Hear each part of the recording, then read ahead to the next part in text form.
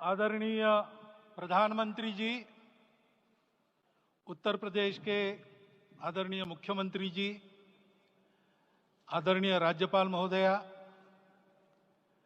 देश के आज विद्यमान सभी पंथ संप्रदायों का प्रतिनिधित्व करने वाले हमारे संत ऋषि आचार्य गण और समाज के सब स्तरों का प्रतिनिधित्व करने वाले निमंत्रित महानुभाव, आज का आनंद शब्दों में वर्णनातीत है और उसके वर्णन करने का प्रयास इसके पहले के वक्तव्यों में अच्छा हो गया है। यह भी बता दिया गया है और हम जानते भी हैं कि आज अयोध्या में रामलला के साथ भारत का स्व लौट के आया है।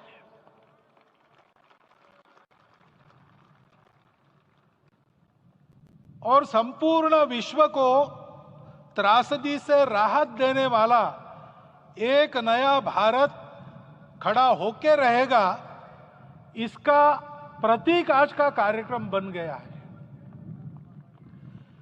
ऐसे समय में आपके उत्साह का, आपके आनंद का वर्णन कोई नहीं कर सकता। हम यहां पर अनुभव कर रहे, पूर्ण देश में यही वातावरण है। छोटे छोटे मंदिर के सामने दूरदर्शन पर इस कार्यक्रम को सुनने वाले हमारे समाज के करोड़ों बंधु वहां पहुंच न पाए, ऐसे घर घर के हमारे नागरिक सज्जन, माता भगिनी सब भाव विभोर है, सब में आनंद है, सब में उत्साह है। और ऐसे समय में जोश की बातों में थोड़ी सी होश की बात करने का काम मुझे ही दिया जाता है। आज हमने सुना कि इस प्राण प्रतिष्ठा महोत्सव में पधारने के पूर्व प्रधानमंत्री जी ने कठोर व्रत रखा। जितना कठोर व्रत रखने को कहा था, उससे कई गुना अधिक कठोर व्रताचरण उन्होंने किया। मेरे पुराना उनसे परिचय है, मैं जानता हूं वो तपस्वी है ही, परंतु वो अकेले तप कर रहे हैं, हम क्या करेंगे। अयोध्या में रामलला आए, अयोध्या से बाहर क्यों गए थे? रामायण में क्यों गए थे बाहर? तो अयोध्या में कलह हुआ। अयोध्या उस पुरी का नाम है जिसमें कोई द्वंद्व नहीं, जिसमें कोई कलह नहीं, जिसमें कोई दुविधा नहीं। वो हुआ 14 वर्ष वनवास में गए। वो सब ठीक होने के बाद दुनिया के कलह को मिटा के वापिस आए। आज रामलला वापस फिर से आए हैं 500 साल के बाद। जिनके त्याग, तपस्या, प्रयासों से ये सोने का दिन आज हम देख रहे, सुवर्ण दिवस देख रहे, उनका स्मरण प्राण प्रतिष्ठा के संकल्प में हम लोगों ने कहा, आपने सुना होगा, स्मरण किया। उनकी तपस्या को, उनके त्याग को, उनके परिश्रम को शत बार, सहस्त्र बार, कोटि बार नमन है। रामलला के यहां इस युग में आज के दिन फिर वापस आने का इतिहास जो जो श्रवण करेगा वो राष्ट्र के लिए कर्मप्रवण होगा और उसके राष्ट्र का सब दुख दैन्य हरण होगा। ऐसे इस इतिहास का सामर्थ्य है। परंतु उसमें हमारे लिए कर्तव्य का आदेश भी है। प्रधानमंत्री जी ने तप किया, अब हमको भी तप करना है। राम राज्य आने वाला है, वो कैसा था? दैहिक दैविक भौतिक तापा, राम राज नहीं कहु व्यापा। सब नर करहि परस्पर प्रीति, चलहि स्वधर्म निरत श्रुति नीति। सब निर्दंभ धर्मरत पुनि, नर अरु नारी चतुर सब गुनी। सब गुणज्ञ पंडित सब ज्ञानी, सब कृतज्ञ नहीं कपट सयानी। राम राज्य के सामान्य नागरिकों का जो वर्णन है, हम भी इस गौरवमय भारतवर्ष की संतानें हैं। कोटि कोटि कंठ उसका जयगान करने वाले हमारे हैं। हमको इस प्रकार के व्यवहार को रखने का तप आचरण करना पड़ेगा। हमको भी सारे कलह को विदाई देनी पड़ेगी। छोटे छोटे परस्पर मत रहते हैं, छोटे छोटे विवाद रहते हैं, उसको लेकर लड़ाई करने की आदत छोड़ देनी पड़ेगी। आखिर है क्या? ये बात बताई, वो सामान्य नागरिक कैसे थे? निर्दंभ, प्रामाणिकता से आचरण करने वाले, केवल बातें करने वाले नहीं और बातें करके उसका अहंकार पालने वाले नहीं थे। काम करते थे, आचरण करते थे और अहंकार नहीं था। ऐसे वो थे और धर्मरत थे। यानी क्या थे? इस पर कठिन भाषा में प्रवचन बहुत लंबा हो सकता है, लेकिन थोड़े में धर्म के जो 4 मूल्य जिनकी चौखट पर धर्म है, ऐसा श्रीमद् भागवत में बताया है, सत्य करुणा शुचिता तपस, उसका आज हमारे लिए युगानुकूल आचरण क्या है?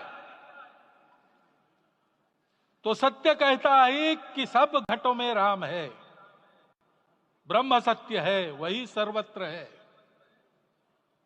तो हमको ये जानकर आपस में समन्वय से चलना होगा, क्योंकि हम चलते हैं, सबके लिए चलते हैं, सब हमारे हैं, इसलिए हम चल पाते हैं। और इसलिए आपस में समन्वय रखकर व्यवहार करना, यह धर्म का पहला जो पैर है, सत्य, उसका आचरण है। करुणा दूसरा कदम है, उसका आचरण है सेवा और परोपकार। सरकार की कई योजनाएं गरीबों को राहत दे रही, सब हो रहा है, लेकिन हमारा भी कर्तव्य है, ये सब समाज बांधव हमारे अपने बंधु है।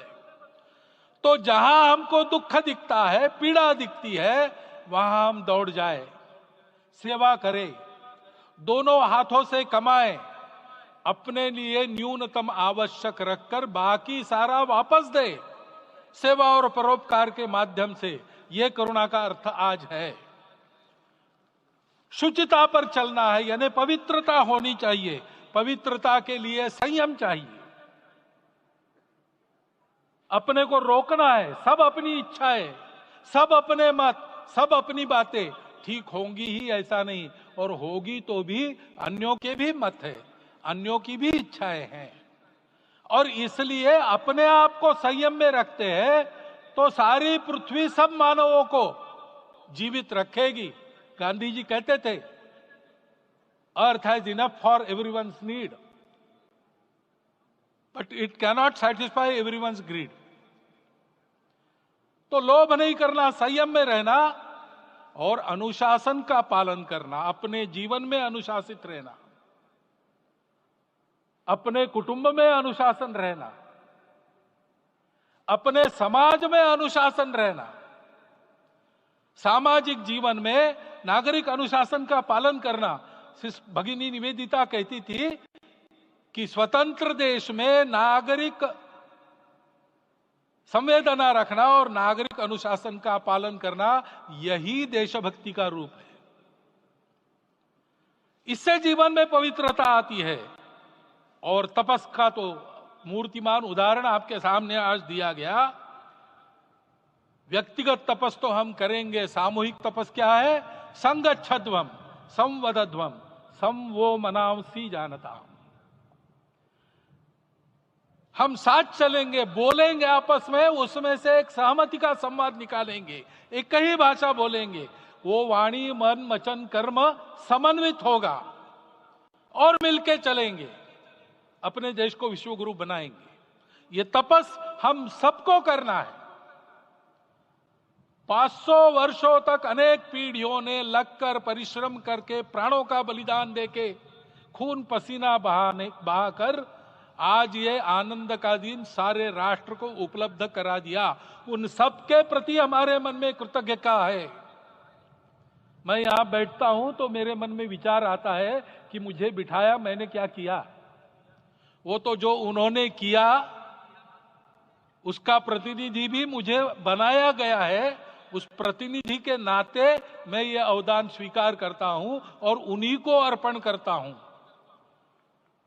परंतु उनका ये व्रत हमको आगे लेके जाना है। जिस धर्म स्थापना विश्व में करने के लिए राम का अवतार हुआ था, उस धर्म स्थापना को अनुकूल स्थिति अपने आचरण में, अपने देश में उत्पन्न करना, यह अपना कर्तव्य बनता है। रामलला आए हैं हमारे मन को आह्लादित करने के लिए, उत्साही करने के लिए, प्रेरणा देने के लिए, साथ साथ इस कर्तव्य की याद दिलाकर उसमें कृति प्रवण करने के लिए आए हैं। उनका आदेश सर पे लेके हम यहां से जाए। सब लोग तो यहां आ नहीं सके, लेकिन वो सुन रहे, देख रहे। अभी इसी क्षण से इस व्रत का पालन हम करेंगे तो मंदिर निर्माण पूरे होते होते विश्व गुरु भारत का निर्माण भी पूरा हो जाएगा। इतनी क्षमता हम सबकी है। इसका मैं एक बार स्मरण देता हूं, आप सबको धन्यवाद देता हूं और मेरे 4 शब्द समाप्त करता हूं।